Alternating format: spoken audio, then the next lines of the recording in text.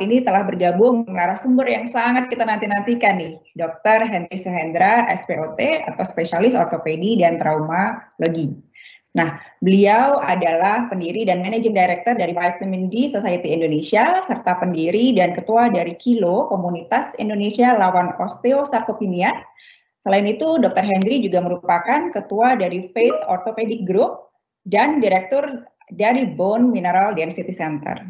Saat ini beliau juga masih aktif berprofesi, menjabat sebagai Kepala Bagian Bedah Rumah Sakit Siloam Kebonjeruk, Jakarta.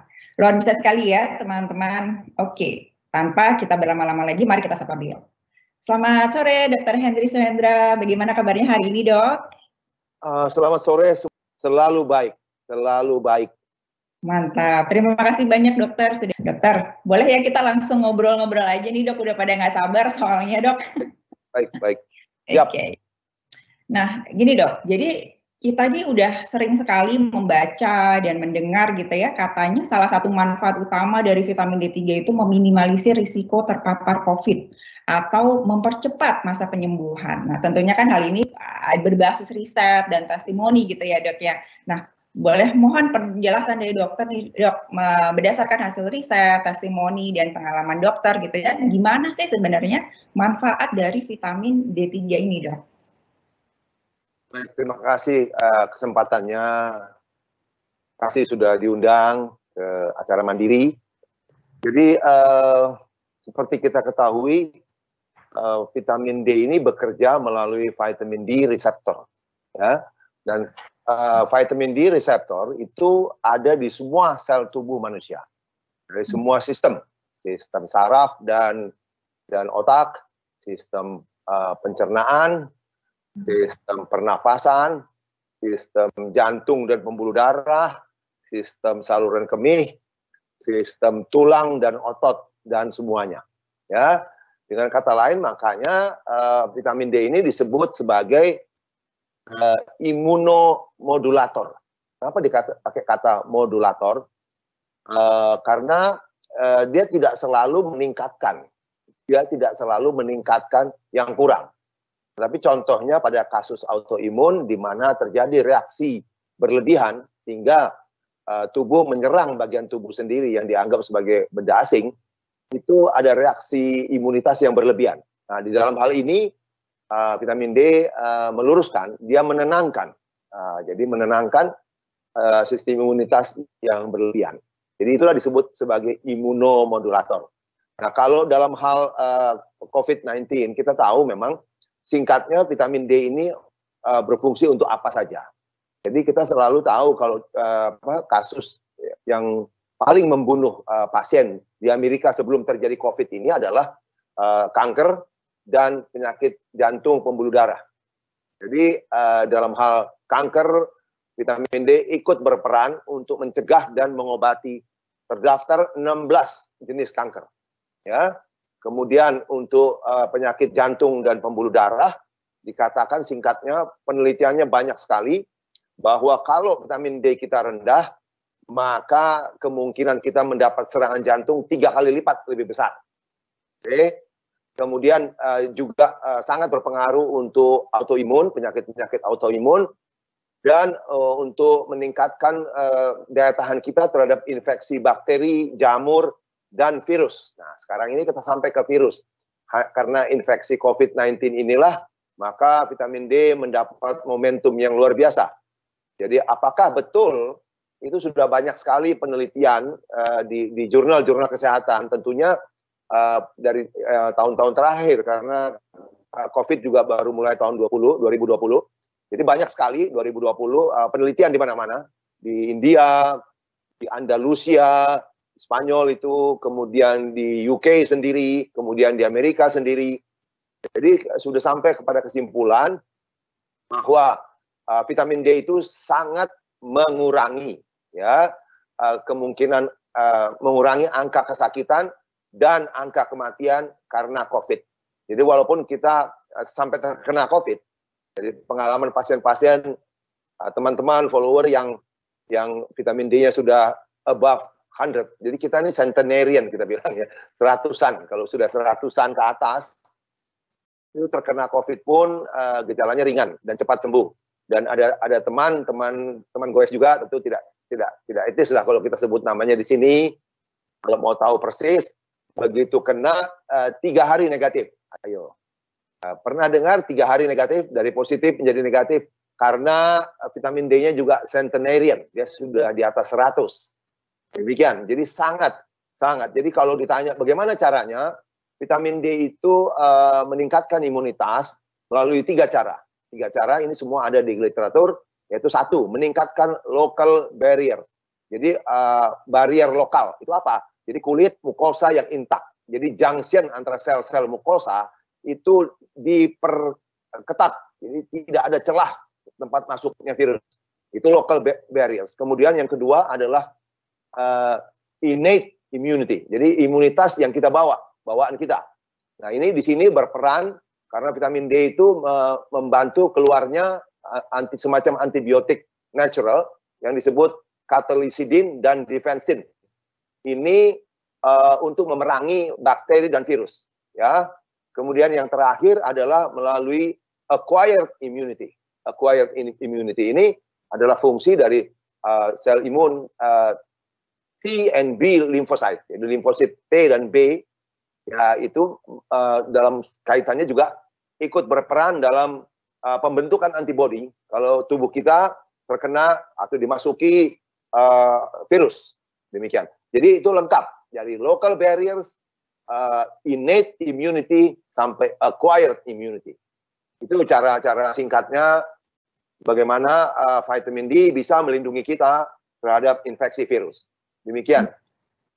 Terima kasih dokter, jadi memang luar biasa sekali ya ini manfaat dari terpenuhinya vitamin D dalam kadar darah kita gitu. Nah dok, kami ini pemahaman awam nih ya dok, sumber utama vitamin D3 itu adalah dari sinar matahari dan dari makanan. Tapi pernah nyimak nih dokter pernah menyampaikan bahwa kedua hal tersebut tidak cukup untuk memenuhi kebutuhan vitamin D kita. Boleh tolong dijelaskan dok terkait hal tersebut dan menurut dokter nih bagaimana sih cara terbaik untuk memenuhi kebutuhan vitamin D kita dok? Baik, jadi seperti diketahui sumber vitamin D itu ada matahari, ada 3. Matahari dari makanan, kedua, yang ketiga dari suplemen D3. Nah, yang paling menimbulkan polemik adalah matahari. Memang kita tahu secara teori sumber terbesar vitamin D adalah sinar matahari ya. Jadi dikatakan kalau orang yang pemuja matahari, sun worshipper, dia akan berkata, Tuhan itu maha besar. Betul. Tuhan itu sudah memberikan segala sesuatu untuk kita nikmati. Betul lagi. Tapi masalahnya bukan di Tuhan, tapi masalahnya adalah di kitanya. Gitu loh. Jadi kalau sinar matahari sudah diteliti, saya bisa mengutip Dr. Renu Mahtani, ini ahli vitamin D dari India, mengatakan, kalau Anda hanya tergantung dari sinar matahari untuk mencukupi kebutuhan vitamin D Anda akan kecewa. Kenapa? Karena tidak peduli Anda terlepas dari polemik jam berapapun, berapa lama pun, umur Anda berapa, yang berpengaruh kan itu. Umur, berat badan, ya, siapapun, Anda mau telanjang, mau pakai baju sedikit, apalagi kalau pakai baju kan ultraviolet B tidak menembus.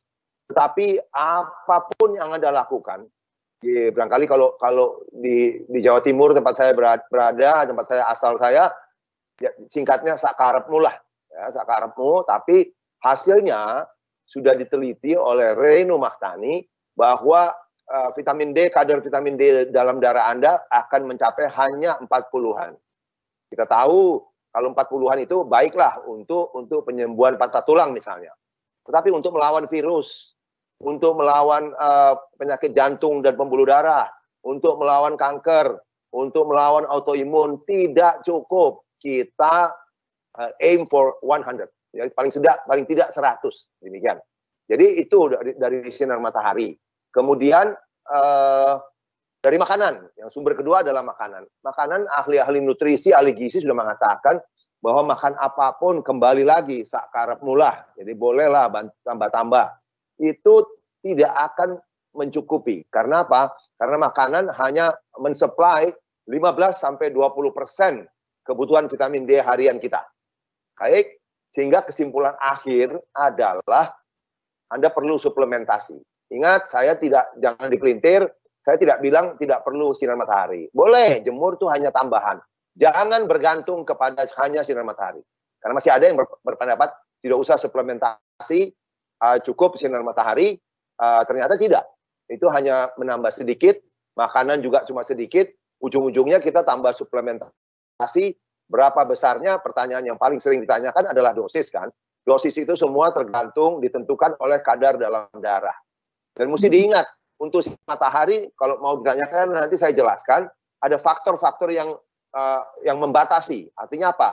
Jam jemur itu membatasi, berapa lama Anda jemur itu membatasi, karena kalau berlebihan Anda angus, sunburn, produksi vitamin D berhenti. Jadi Anda tidak bisa paksakan, saya jemur 2 jam, saya dapat banyak. Tidak. Begitu terjadi sunburn, produksi berhenti. Ya, tergantung umur, makin tua makin susah kita membentuk. Terus tergantung berat badan, makin subur kita badannya, makin susah kita mendapat vitamin D. Kemudian ada faktor terakhir yang saya juga belajar. Semua dokter itu kan, kalau medicine itu kan pelajaran seumur hidup lah, ya, lifelong study. Kita belajar terus. Saya juga baru mendapat input dari spesialis gizi tim saya bahwa ada faktor genetika lagi. Apa itu faktor genetika? Saya singgung aja bahwa ternyata 6 dari 7 orang atau kira-kira 86-87% orang ya itu punya varian genetik. Jadi ada varian pada alel yang membentuk gen kita, itu menyebabkan kita tidak bisa merubah sinar matahari menjadi vitamin D yang optimal. Terbatas. Secara genetik 6 di antara 7 orang itu mempunyai batasan itu. Jadi kalau Anda mau pasti, masalahnya adalah pemeriksaannya mahal sekali, ya. Pemeriksaannya mahal sekali, tapi saya rasa cukup safe kalau kita katakan. Kalau literatur mengatakan 6 dari 7 orang punya varian gen ini, berarti 6 dari 7 orang tidak mungkin mendapatkan optimal vitamin D hanya dari matahari atau dari makanan. Karena itu tidak bisa kita tambah. Kalau misalnya bilang, oke, kalau setengah jam tidak cukup sinar matahari, kita jemur 2 jam deh. Nggak bisa, karena begitu kelamaan akan terjadi kebakar kulit, malah berhenti produksinya. Demikian juga makan. Makan yang banyak deh, nggak bisa. Seberapa banyak Anda bisa makan? Yang bisa kita atur adalah suplementasi. Jadi kalau orang dengan kelainan genetik, bukan kelainan lah, saya mesti bilang, varian genetik, yang dimana tidak bisa membuat maksimum dari sinar matahari atau makanan, itu harus dicapai itu angka optimal yang 100-an itu dari suplementasi. Demikian.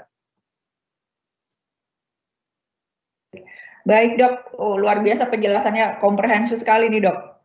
Menindaklanjuti dari penjelasan dokter tadi ya, artinya ini pasti banyak ditanya nih sama teman-teman. Waktu berjemur yang pas itu jam berapa dok dan berapa lama? Nah itu dia. Sebenarnya Zelda, saya tuh orangnya saya selalu gini loh. Saya selalu prinsip saya gini. I don't do things halfway. Saya nggak pernah saya melakukan sesuatu itu separuh-separuh. Harus dengan segenap hati dong. Karena kita punya ayat yang berkata gitu. Lakukanlah segala sesuatu dengan segenap hatimu seperti untuk Tuhan. Ya, jangan separuh-separuh. Nah, kalau orang tanya jemur-jemur, gue udah malas. Saya udah malas nih. Karena kita membicarakan hal remeh-temeh jadinya. Tapi nggak apa-apa, untuk memuaskan pendengar, kita akan bilang begini. Jemur itu sudah dikatakan, karena masih ada 2 kubu besar kan, dokter pagi sama dokter siang. Kalau saya dokter siang, karena itu sudah diteliti oleh ahli dari Boston University, Dr. Michael Holick. Dia datang ke Jakarta dan ke Bangkok tahun 2011-2012, di mana dia menyimpulkan bahwa puncak ultraviolet B di Jakarta, saya ulangi, puncak ultraviolet B di Jakarta yang menghasilkan vitamin D adalah jam 11 sampai jam 1.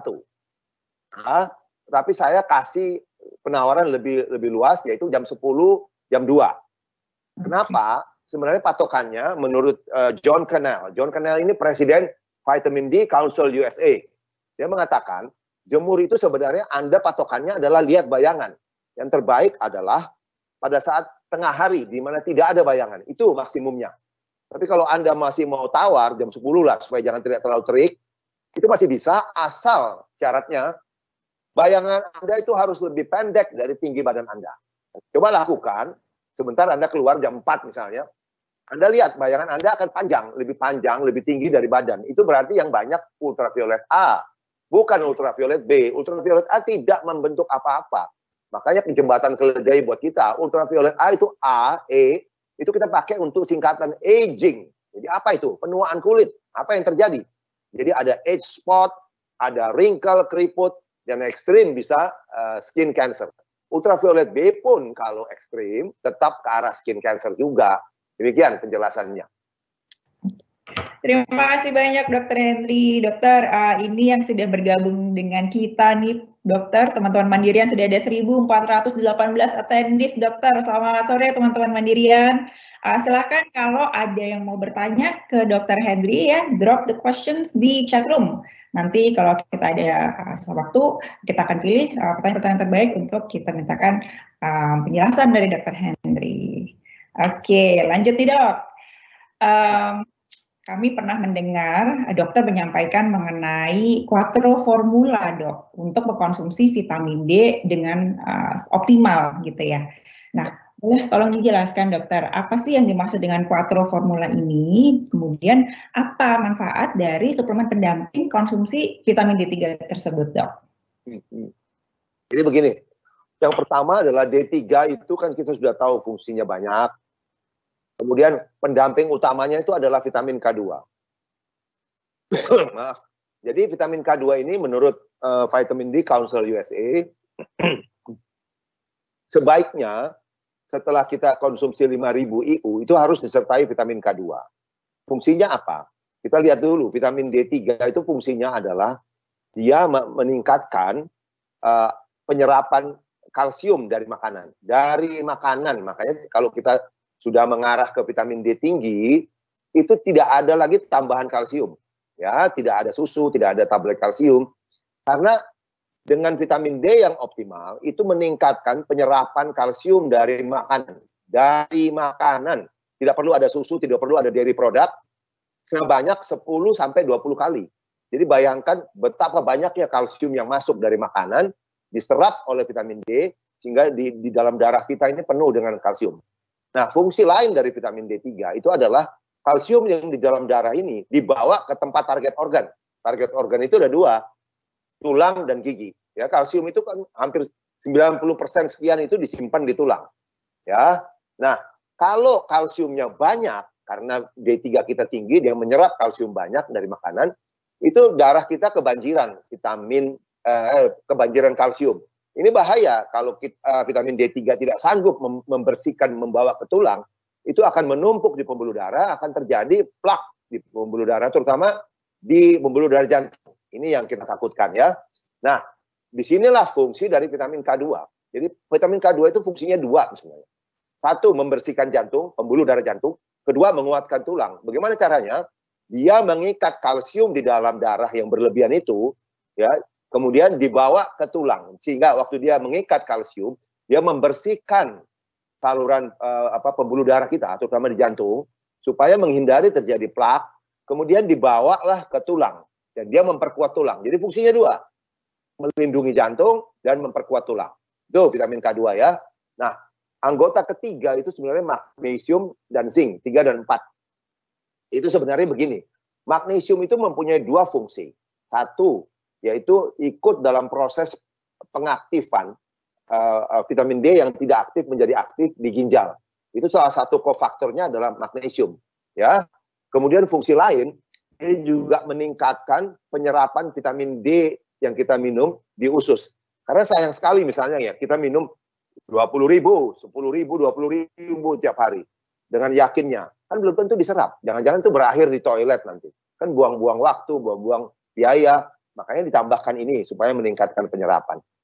Mengenai zinc itu sama, dia meningkatkan penyerapan vitamin D3 di usus kita. Ingat sebagai tipsnya, waktu Donald Trump waktu itu dia masih presiden di Amerika, waktu dia kena COVID, salah satu suplemen yang diberikan untuk dia adalah zinc. Ya, jadi itu gunanya, makanya untuk memudahkan daripada tiap kali menyebut 4 ini, kita sebutlah formula quattro.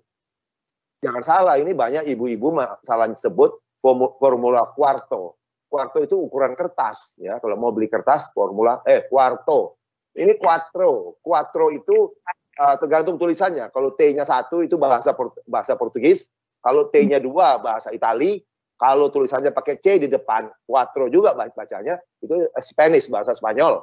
Artinya 4. Cuman supaya lebih keren. Kalau saya bilang formula 4, nanti kayak obat batuk gitu loh. Ya. Jadi saya bilang kalau formula papat, agak apa ya, kurang keren lah ya, buat supaya lebih eye catching, supaya gampang diingat, kita pakailah formula quattro. Demikian. Oke, quattro formula dokter ya, artinya itu dari vitamin D3 dibantu dengan K2, dibantu dengan magnesium dan zinc untuk membantu penyerapan dalam tubuh kita, penyerapan vitamin D. Oke, nah menyambung nih dok, jadi kan tadi di awal dokter sesuai penjelasan dokter ya, untuk menentukan dosis vitamin D3 sesuai kebutuhan kita itu kan kita harus melihat level D3 yang sudah ada di dalam darah kita. Dan juga harus melalui konsultasi dengan dokter untuk menentukan dosis yang diperlukan. Nah, mungkin bisa dijelaskan dok, dari gambaran umum saja nih, kalau rata-rata orang Indonesia ada di level 17 kalau nggak salah ya dok ya, mungkin boleh dikoreksi kalau saya keliru. Nah, maka untuk mengkonsumsi quattro formula tadi itu sebaiknya mulai di dosis berapa, seperti apa dok? Dan sebaiknya setelah kita mulai mengkonsumsi vitamin-vitamin tersebut itu berapa lama sih kalau kita mau melakukan pengecekan lab lagi untuk ngecek nih apakah kadar vitamin D3 sudah naik atau sudah optimal atau belum? Mohon penjelasannya dokter. Baik. Jadi memang menurut laporan WHO tahun 2020 negara kita itu rata-rata 17,2 nanogram per mililiter. Ini buat bahan masukan nih bagi pemerintah atau instansi yang berwenang. Jadi kita ini paling buncit, paling belakang di antara 5 negara ASEAN. Negara ASEAN sekarang udah banyak ya, tapi pendirinya kan 5. Ya, kita paling belakang, itu aja. Kemudian pertanyaannya adalah bagaimana kita meningkatkan dosisnya, mulai di mana? Nah, ini kita berkiblat pada Vitamin D Council USA mengatakan starting dose itu 5.000 sampai 10.000. Jadi tidak ada dosis di bawah 5.000, tidak ada. Ya, bahkan dikatakan ini bukan saya yang ngomong ya, Vitamin D Council USA bilang, if you are taking less than 5,000, then you are making a joke. Anda lagi bercanda. Kenapa begitu? Karena di bawah 5.000 Anda tidak akan pernah mencapai optimal. Karena ini cuma dosis, ini cuma alat untuk mencapai hasil akhir, di mana kadarnya harus optimal. Karena dengan optimal lah, maka kita bisa mendapatkan manfaat, terutama yang manfaat maksimal dari vitamin D. Jadi bagaimana? Ya itu mulainya 5.000 sampai 10.000. Nah, ini sekarang dengan kaitannya dengan COVID ini, tentunya kita tidak mau kadar kita di bawah, di 17. Kita mau cepat dalam waktu singkat mungkin untuk naik ke atas. Tapi selalu dalam medicine itu kan lebih baik gradually, bertahap lah. Dan sambil kita lihat perubahan yang terjadi pada badan manusia. Karena tiap orang kan beda-beda. Cuman mesti diingat, kalau kita masih rendah, masih 17, itu kalau 10.000 IU per hari, dalam waktu 1-2 bulan, itu bisa teoritis meningkatkan 48 sampai 50 poin nanogram per mililiter. Katakanlah 50 lah. Jadi kalau 17 Anda minum yang 10.000 itu bisa naik, diharapkan naik 50. Jadi dari 17 jadi 67. Lumayan, karena kalau 67 itu sudah termasuk 40 sampai 80 yang kita bilang cukup. Jadi ini kriteria dari Vitamin D Council USA ya, mengatakan bahwa 40 sampai 80 cukup. Di bawah 40 kurang. Tidak sama dengan kriteria laboratorium yang pada umumnya ya. Tapi yang kita tuju, target kita minimal, ini minimal ya, 80 sampai 100. Hal ini tidak bertentangan dengan kriteria laboratorium yang berlaku di Indonesia, di mana dikatakan cukup itu 30 sampai 100. Jangan 30 puas, 40 puas, jangan di puncak harusnya. 80 sampai 100. Kalau saya dan mungkin Pak Sidik, ya teman-teman yang sudah tahu manfaat dari centenarian di atas 100, kita punya target lain dan kita tidak ngawur. Target yang kita pegang, saya pegang pribadi, itu adalah 100 sampai 140. Apakah itu ada kaitan jurnal medisnya? Ada. Itu adalah pendapat dari Dr. Justin Sommerfeld. itu dari Texas, dari USA. Dia mengatakan optimal blood level itu harus 100 sampai 140. Ya, kalau bicara tinggi gitu pasti ngomongnya nanti keracunan. Jauh, keracunan saya singgung lah. Keracunan itu cuma 300. Ya, nggak mungkin, hampir nggak mungkin. Kenapa? Karena setiap kali kita tinggikan, itu banyak hal yang menurunkan. Misalnya, obat-obatan lah. Yang paling sering itu obat kolesterol. Obat darah tinggi beberapa macam. Ya, terus hal-hal lain. Misalnya, Anda stres, turun. Anda kurang tidur, turun. Makanya kalau di antara anak-anak sepeda, cyclist itu ada apa ungkapan yang sering kita dengar, yang penting bahagia. Itu benar, itu punya dasar. Begitu Anda tidak bahagia, artinya Anda penuh stres, vitamin D Anda turun. Karena sebenarnya olahraga itu meningkatkan vitamin D kita. Asal terukur dan teratur. Kalau berlebihan, vitamin D hancur, tambah turun. Begitu. Banyak hal yang menurunkan vitamin D. Jadi jangan khawatir kelebihan. Yang ada orang semua kekurangan. Demikian ya. Jadi itulah. Kalau Anda mau lebih cepat, orang bilang, apakah saya bisa pakai lebih besar? Bisa aja. Coba aja kalau Anda berani sampai 20.000.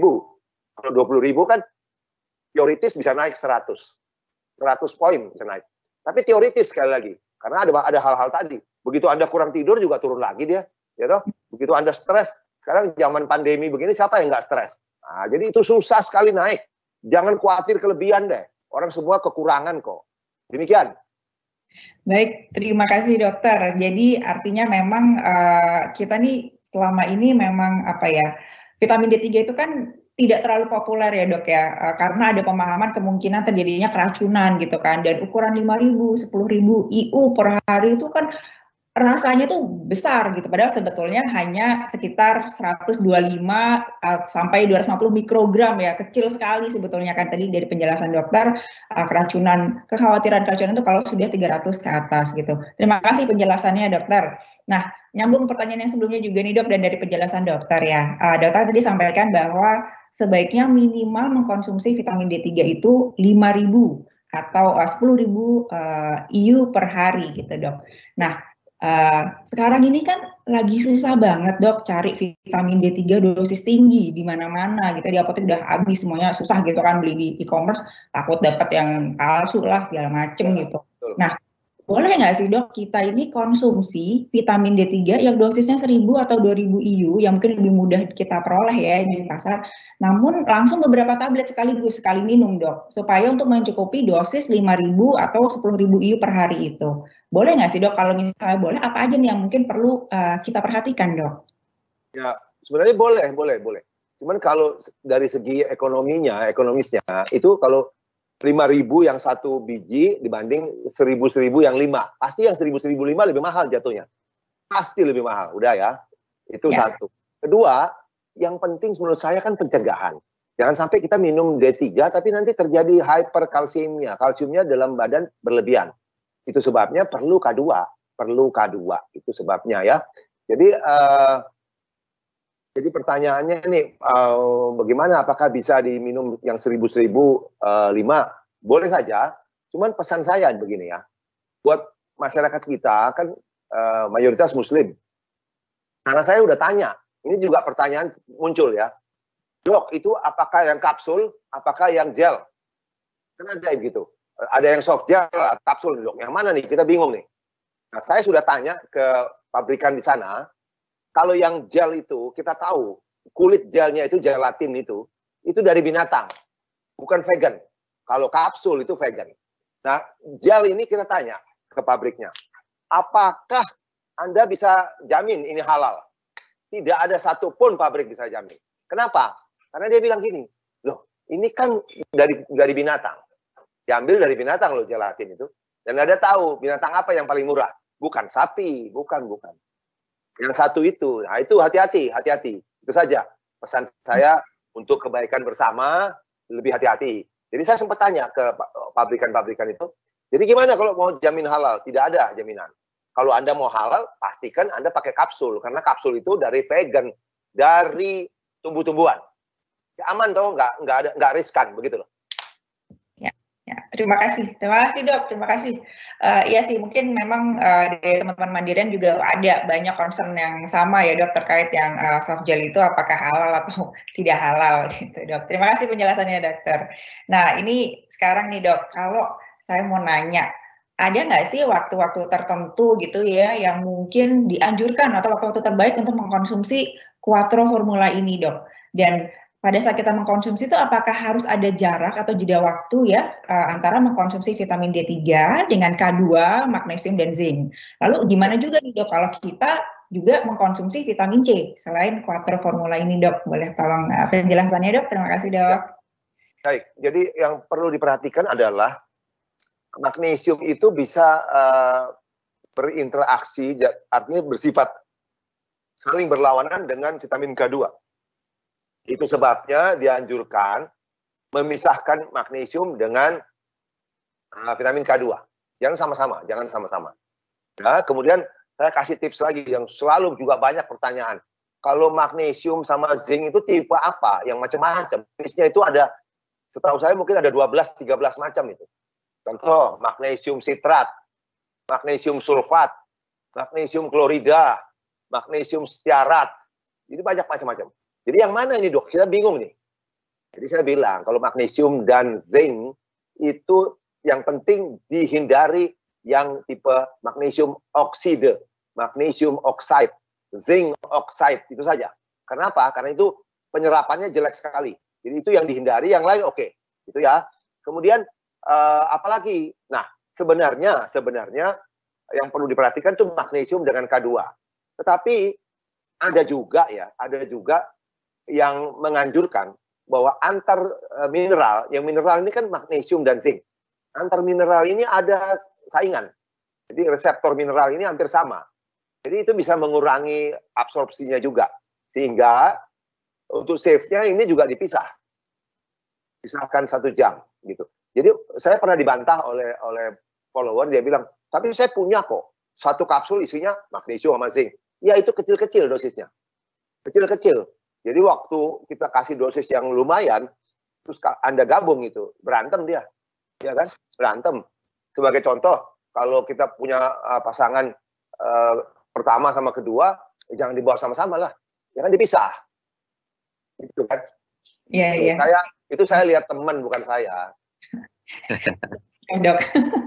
Terima kasih, Dok. Itu apa tadi analoginya luar biasa, Dok. Jadi supaya kita tuh ingat tuh, Dok. Analoginya katanya luar biasa. Saya gitu kan. Tapi ada lagi yang bagus, yang jago itu malah magnesium sama zinc bisa sama-sama. Wah, itu kita angkat topi itu. Topi harus angkat dulu dikit.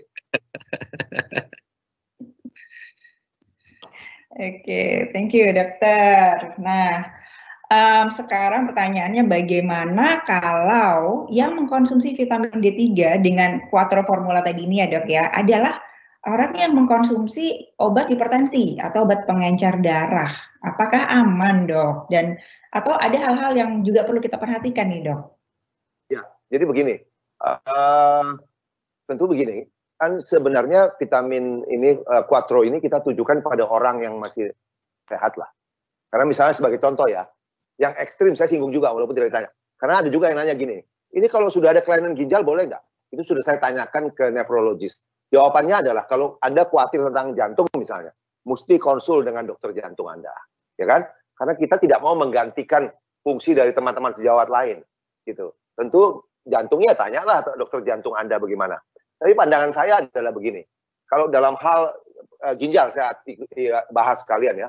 Itu kalau ada kerusakan sedikit masih boleh. Karena itu ada grade-nya juga kan. Grade 1, grade 2, dan sebagainya. Yang tidak boleh menurut teman-teman ahli ginjal adalah kalau Anda sudah fase akhir, yaitu cuci darah. Anda sudah tergantung mesin, hemodialisa. Itu nggak boleh.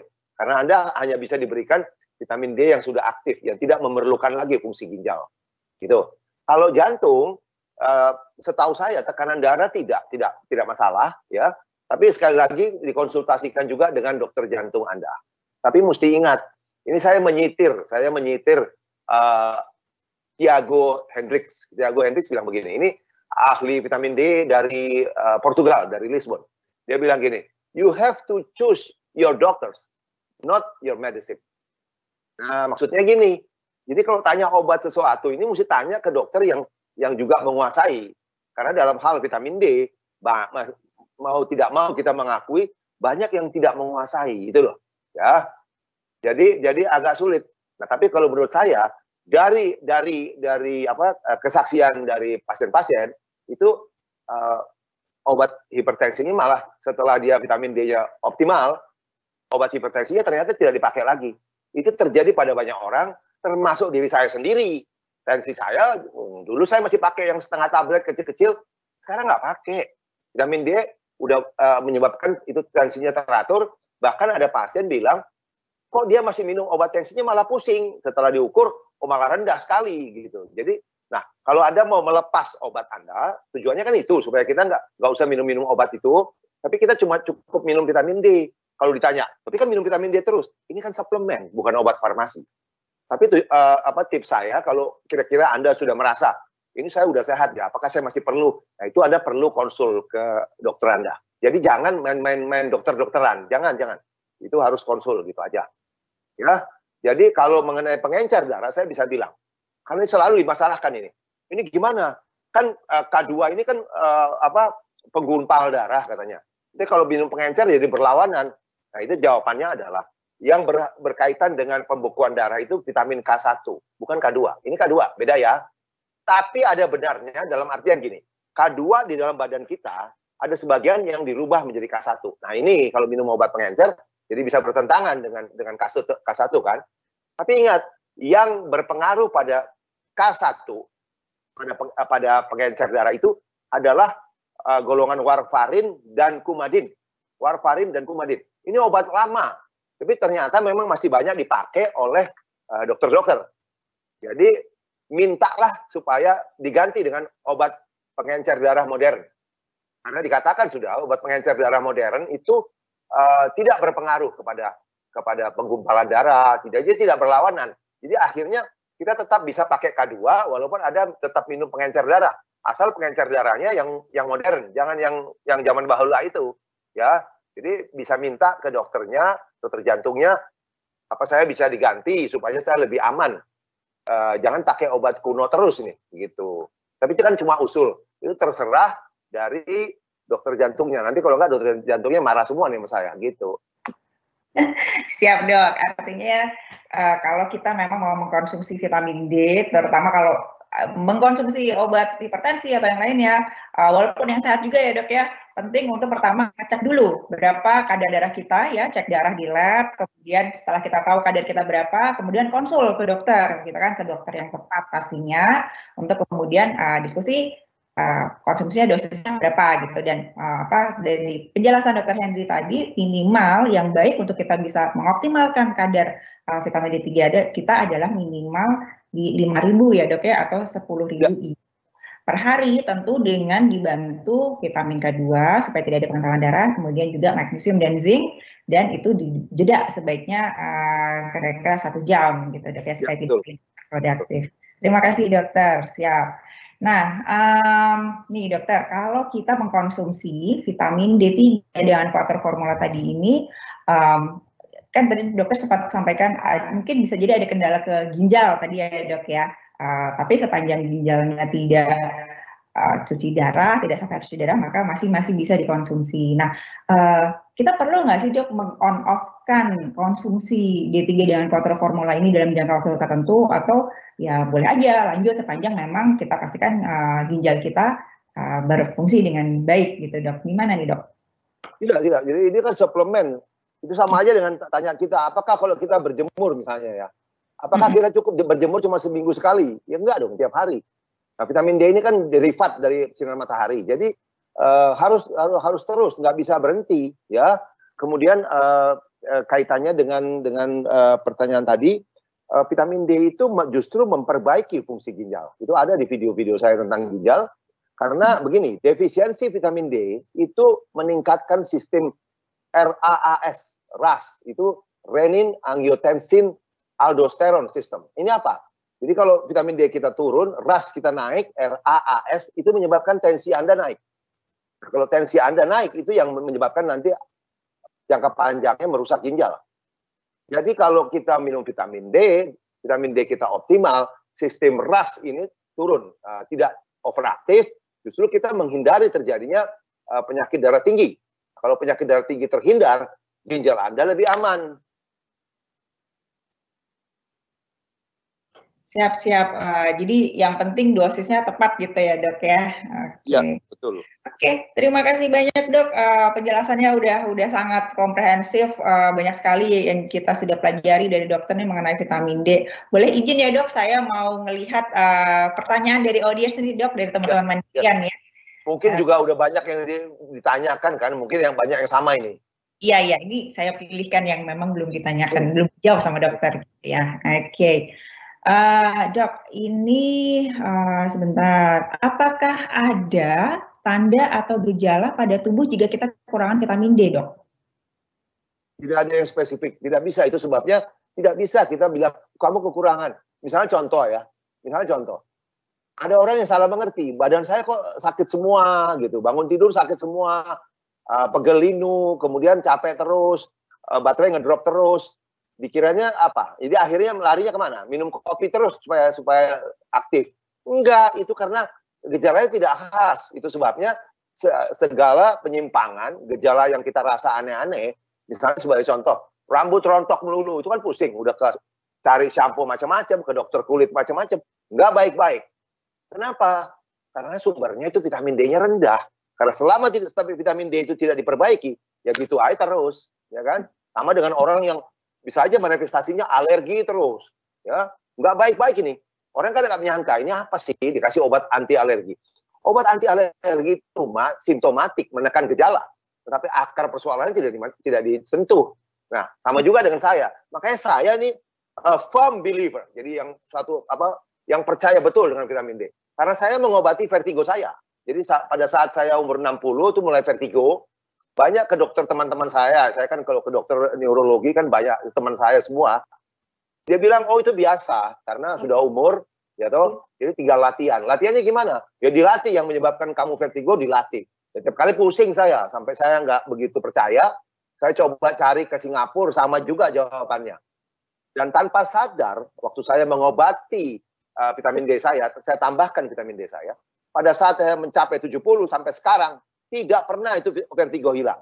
Vertigo semua hilang, kemudian saya cek ke pustakaan, ternyata ada BPPV namanya, Benign Paroxysmal Positional Vertigo. Itu sangat dipengaruhi oleh kadar vitamin D. Jadi begitu vitamin D saya tanpa sadar saya naikkan sampai 70, tidak pernah saya menderita vertigo lagi. Nah, ini dengar buat teman-teman. Jadi kalau tanya, gejala apa? Ada gejala yang Anda tidak sangka-sangka nanti keluar. Bisa juga ada teman bilang gini, wah saya kok nggak kuat ya, nggak perkasa ya. Ya vitamin D-mu piro, begitu kan? Ya kan, vitamin D-mu berapa? Kok kalau misalnya vitamin D-mu rendah, kok jalur perkasa itu ya apa carane? Gitu loh. Dengan vitamin D jawabannya ya dok ya. Iya. Thank you dokter. Ini pertanyaan lain lagi nih dok. Untuk Quattro Formula dok, apa ada perbandingan dosis konsumsi vitamin D3 dengan K2 dengan magnesium dengan zinc? Apakah 1:1:1:1 semuanya? Nah kalau kita mau mengkonsumsi 5.000 IU vitamin D3, nah itu perbandingannya berapa gram atau berapa miligram untuk dosis vitamin-vitamin yang lain dok? Ya, kalau magnesium dan zinc itu tidak berubah sebenarnya, itu dosis harian. Ya, jadi kalau magnesium itu wanita itu 300 sampai 400 mg per hari dalam dosis yang terbagi. Karena magnesium ini kalau diminum dalam dosis besar, misalnya 400 langsung minum, banyak pasien yang tidak tahan jadi diare dia. Karena magnesium itu bersifat stool softener, jadi dia melunakkan kotoran. Ya, jadi dianjurkan dibagi itu dosis 300-400. Kalau pria 400 sampai 500 mg dalam dosis terbagi juga. Kalau zinc 50 mili sehari, kalau misalnya tidak tahan lambungnya boleh dibagi 25-25. Asal semua sesudah makan. Nah, kalau perbandingan D3 dengan K2, ini ada perbandingannya memang. Nah, jadi ada yang bilang setiap 10.000 D3, D3 itu disertai 100 mikrogram K2. Tapi pendapat lain mengatakan itu 5.000 IU-D3 disertai 90 atau 100 mikrogram. Dengan kata lain, kalau 10.000 itu range-nya paling enggak dikasih K2 100 mikrogram atau sampai pasangannya maksimum 180 atau 200 mikrogram. Jadi ada pandangan yang berbeda. Sebenarnya tidak usah dimasalahkan, karena apa? Karena antara 100 mikrogram dengan 200 mikrogram, itu perbedaan cuma 100 mikrogram katakan. Mikrogram perlu disadari itu seper seribu miligram. Kita lagi ngomong dosis yang minute, kecil sekali. Gitu. Jadi kalau 100 sama 200, nggak banyak beda lah. Bukan 100 sama 200 miligram. Ini 100-200 mikrogram. Mikrogram yang notabene adalah seper seribu miligram. Oke. Terima kasih banyak dokter, sangat lengkap, sangat jelas. Thank you dokter. Ini sudah hampir jam 16.00 nih dokter. Mungkin last but not least dokter, mungkin dokter boleh sharing dok, gimana sih ceritanya itu bagaimana dan pengalaman dokter Henry ya, sehingga kemudian dokter ini memiliki ketertarikan untuk mendalami manfaat dari vitamin D3 dok. Oke, jadi waktu akhir dari pendidikan saya di Surabaya, itu saya harus bilang semua kita berhutang kepada guru saya, almarhum Profesor Djoko Rusadi, ya, dokter ortopedi senior di Surabaya, guru saya. Beliaulah yang menunjukkan saya, arah saya. Anda teliti ini katanya, karena ini bisa merupakan missing link selama ini. Bisa menerangkan kenapa terjadi, kenapa begitu. Jadi beliau sangat visioner, karena ini terjadi di tahun 91, 92, di mana tidak ada orang berbicara vitamin D. Almarhum sudah bicara vitamin D. Ya, so untuk guru saya ini rest in peace tentunya ya, sudah meninggal, sudah mendahului kita. Tetapi ide brilian itulah yang sekarang dinikmati oleh banyak orang. Ide brilian almarhum Profesor Dr. Djoko Rusadi. Jadi itulah ketertarikan saya. Kemudian tadi penjelasan saya merasakan sendiri. Kemudian anak saya juga yang sudah notabene dengan segala hormat kepada dokter kandungan ya, itu teman-teman saya juga. Kita berikhtiar, yang sudah mau dapat anak nggak dapat ya toh. Sampai berapa kali? 2 kali in vitro fertilization masih gagal, tapi kemudian waktu awal tahun itu karena berlibur dengan suaminya ke Bali, kemudian di Bali suaminya kena COVID, jadi hikmahnya saya berikan dosis tinggi. Jadi suaminya vitamin D-nya tinggi, anak saya juga tinggi. Jangan yang paling menakjubkan adalah si suami kena COVID tapi istrinya negatif terus. Ini padahal satu kamar gitu kan. Akhirnya suaminya masuk rumah sakit, anak saya tetap negatif, saya berikan dosis tinggi, kemudian ternyata waktu saya cek, di suami 170, darahnya vitamin D-nya, anak perempuan saya 150, maka terjadilah positif hamil. Nah itu, jadi kalau tanya saya, Dr. Henry percaya sama vitamin D, 1000%. Yes.